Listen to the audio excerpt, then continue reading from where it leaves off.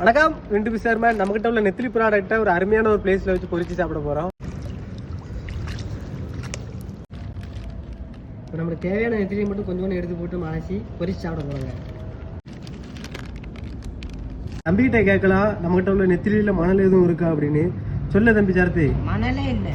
ஃபைனலாக க்ளீன் பண்ணி முடிச்சிட்டோம். நல்லா ஒயிட்டாக இருக்குது. இப்போ மசாலாவை பொடி தட்ட போகிறோம். பொரிக்கிற மசாலா.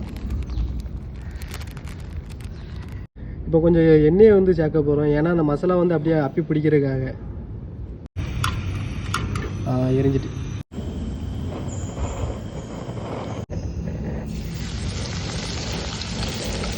போட்டு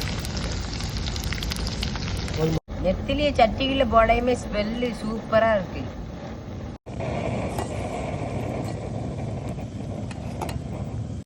நெத்திலி கருவாடு நல்லா சூப்பராகவே பொரிஞ்சிருச்சு. டேஸ்ட்டுமே நல்லா வேற லெவலில் இருக்குங்க.